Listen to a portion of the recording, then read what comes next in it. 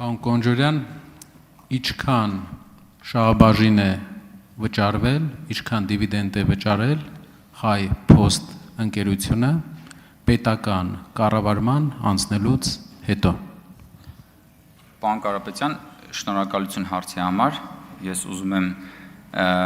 իլուր ձեզ եւ բոլորին ասել, որ ես Հայ Post ընկերության տնօրենը չեմ։ Հայ Post ընկերության տնօրենը իմ կինն է եւ ես Հայ Post ընկերության օպերացիոն աշխատանքային հարցերին չեմ խառնվում։ Հայ Post ընկերության վճարած դիվիդենդների, Հայ Post ընկերության գործունեության վերաբերյալ դուք կարող եք ձեր հարցերը ուղղել Հայ Post ընկերությանը համապատասխան սահմանված կարգով, դուք կարող եք նաև շուտով լինելու են կառավարության այդ հարցու պատասխաններ, դուք կարող եք կառավարությանը դիմել, Հայ Post ընկերությունը գտնվում է բարձր տեխնոլոգիական արդյունաբերության նախարարության ներքո, դուք կարող եք նաև իրենցից այդ ճշտումները անել։ Ես իրավասու չեմ եւ այս քննարկումը այն մասին չի, թե Հայ Post ընկերությունը որքան դիվիդենդ է վճարել։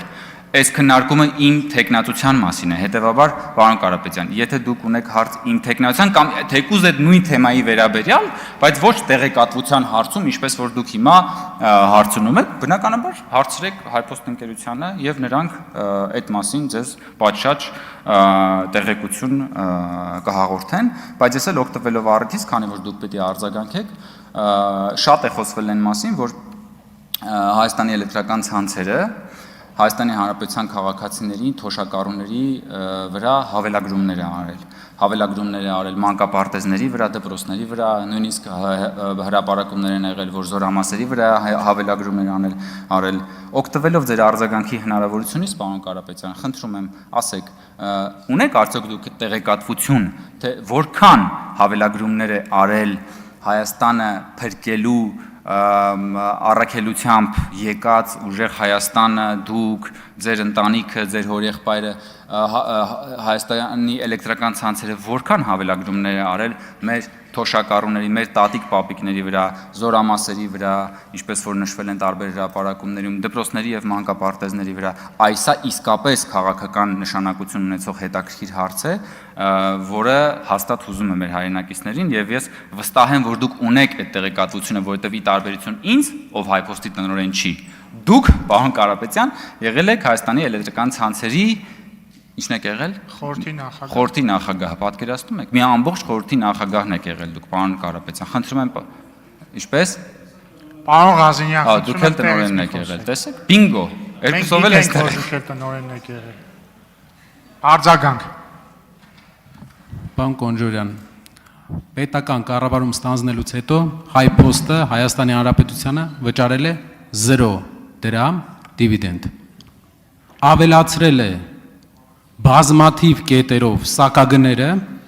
վճարել է 0 դրամ, նրանից հետո, երբ կառավարումը վերցվել է, Հայաստանի ազգային հերոս Էդուարդո Էռնեկյանի ընկերությունից։ Հիմա գլխավոր հարցը, որը մեզ բոլորիս համար շատ կարևոր է, դուք վերցնում եք ընկերությունները մասնավոր կառավարիչներից եւ սեփականատերերից, կառավարում եք, բարձրացնում եք սակագները, պետությունը ստանում է 0% շահաբաժին։ Սա ձեր տնտեսական քաղաքականության դեմքն է։ Եվ վերջում ձեր ուժը ստանում է ընդամենը մի բան, մի հաստիկ։ Այնտեղ, շնորհակալություն։ Պարոն Կարապետյան, տեսեք,